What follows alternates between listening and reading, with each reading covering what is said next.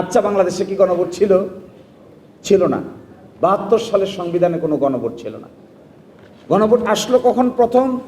প্রথম গণভোট আনলেন second proclamation order, 5th amendment order of 1978। Bangladesh সংবিধানের গণভোটের বিধান প্রথম শহীদ প্রেসিডেন্ট জিয়াউর রহমান যোগ করেন, এটা 1978 সালে। 15th amendment, second proclamation, 15th amendment order 1978।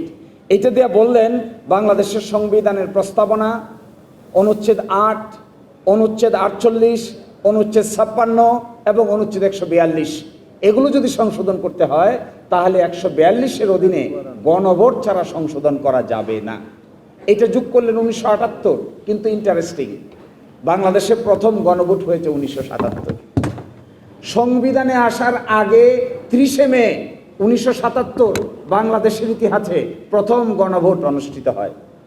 এই গণভোটের প্রশ্ন কি ছিল? আমি এবার প্রশ্নে ঢুকছি। আমাদের বন্ধুরা বলছেন আমাদের এখনকার গণভোটের প্রশ্নটা নাকি স্পষ্ট না, এই জন্য জনগণ না বুঝে ভোট দিয়ে দিয়েছে। এইটার উত্তরটা দেখেন। এই প্রথম গণভোটের বিধান কি ছিল এবং প্রশ্নটা কি ছিল? প্রশ্নটা আমি পড়ছি।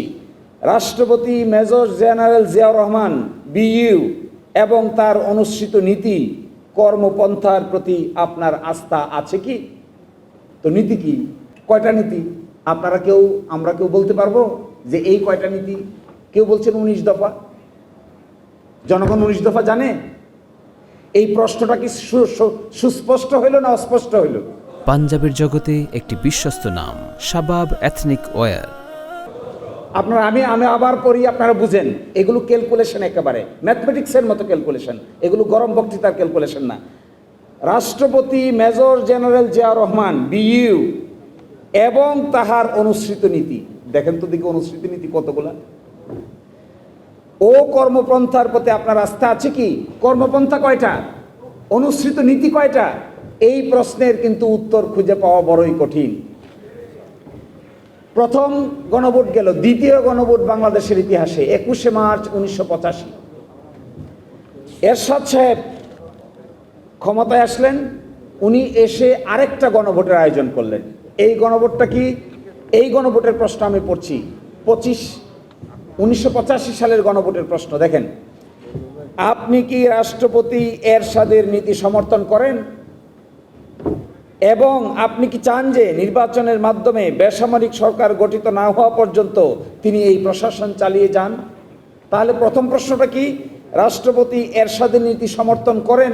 তো রাষ্ট্রপতির এরশাদের নীতি তো বহু কিছু, সবটাকেই সমাধান করেন কিনা এই প্রশ্নের উত্তর জিজ্ঞাসা করা হচ্ছে। তৃতীয় গণভোট 15ই সেপ্টেম্বর 1991 সালে বেগম খালেদা জিয়ার আমলে। প্রেসিডেন্সিয়াল ফর্ম থেকে সংসদীয় ফর্ম, পার্লামেন্টারি ফর্মে আসার সময় আরেকটা গণভোট হয়। সেখানে প্রশ্ন কি? সেখানে প্রশ্ন হলো গণপ্রজাতন্ত্রী বাংলাদেশের সংবিধানের 12 সংশোধনী বিল 1991-এর রাষ্ট্রপতির কি সম্মতি দেওয়া উচিত কি না? তো 12 সংশোধনী বিলে কি আছে? 12 সংশোধনী বিলে কি আছে বাংলাদেশের সাধারণ জনগণ জানে? এটা জানা সম্ভব? আমাদের মতো উকিল মুক্তার রাজনৈতিক দলের লোকেরা না জানা সম্ভব। বাকি তেতুলিয়ায়, টেকনাফে, কোথায় কোন গ্রামের মহিলা সে কি জানে 12 সংশোধনী বিলে কি আছে বা কি নাই?